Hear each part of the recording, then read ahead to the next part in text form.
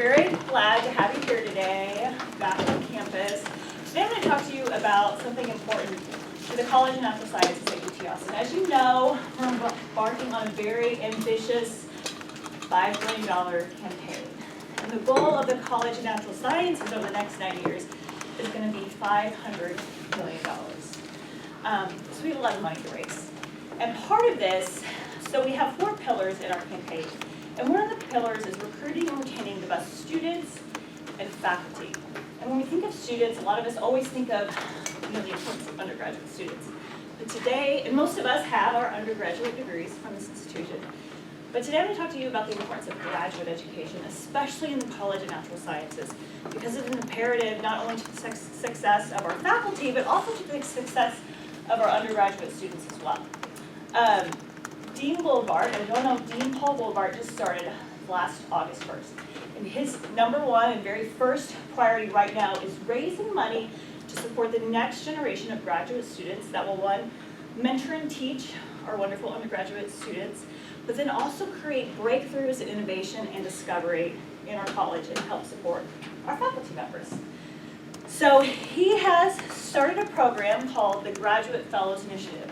And this initiative is going to help us fundraise to recruit our best graduate students that we can. So we are losing, every year, we are losing students to, some of those esteemed universities that we all know of, the Stanford, and Harvard, and MIT. You can understand that. But we're also losing our students to our peer institutions, the University of Illinois at Urbana-Champaign, the University of Michigan, Duke, UC Berkeley. So when we lose these students, we are losing great scientific minds, and we're also losing out on our underrepresented students too, that add diversity and inclusion to our students. So we need to fund these students, and we've done a great job of increasing our stipends as the cost of living in Austin has gone up. We have been fortunate in the last 3 years to increase our graduate student stipends so these students can now live more comfortably in Austin, but we're still losing them to our competitors because they're giving more competitive fellowships.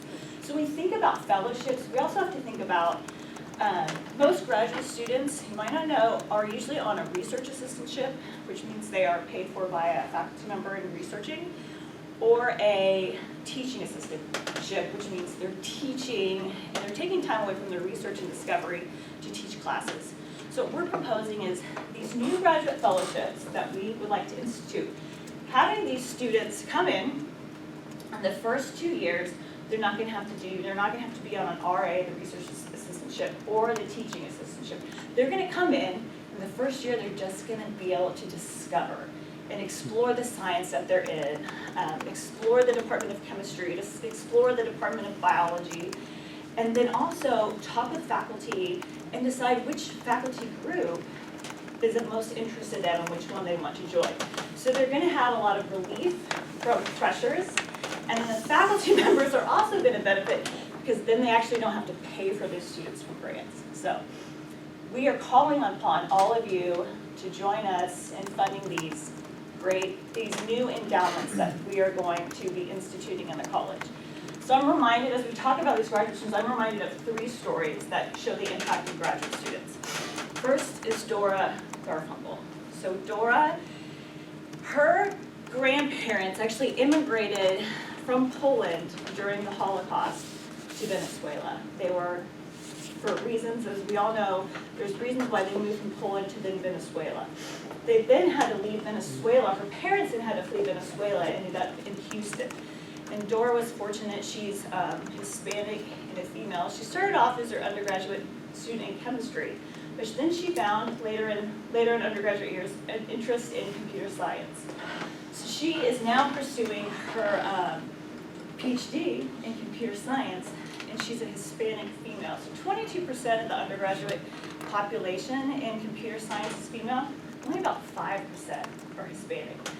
So she's really impassioned by thinking about technology for all and affecting what she can do to impart technology and the influence of technology for all.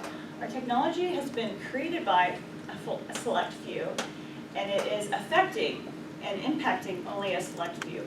She wants to bring that for all, so that's what she's studying, and hopefully after she graduates, we'll go make that impact.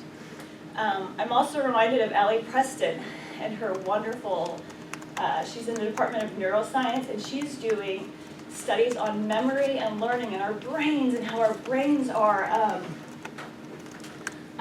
the neurons in our brains are affecting memory and learning at different stages in our lives. She has 3 graduate students in her lab, and they're mentoring 22 undergraduate students who are getting real research, live research experience in her lab. And then I'm also reminded of Lydia Eberle. She's a faculty member in the Department of Chemistry, but she has 10 graduate students, and she attributes her success to her graduate students. So she has developed, for the past 5 years, this cancer detecting pen.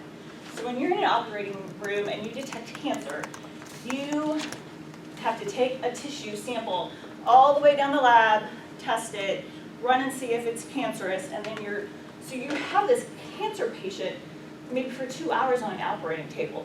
She has developed just this simple mass spectrometry pen that she goes in, they run it through the system, and they can detect cancer on the spot there. And she is attributing her success to her graduate students. So I'm calling on all of you today to think about your philanthropy and your impact in UT, and hopefully you'll join us in thinking about endowing some of these wonderful graduate students so that what starts here really can change the world. Wonderful.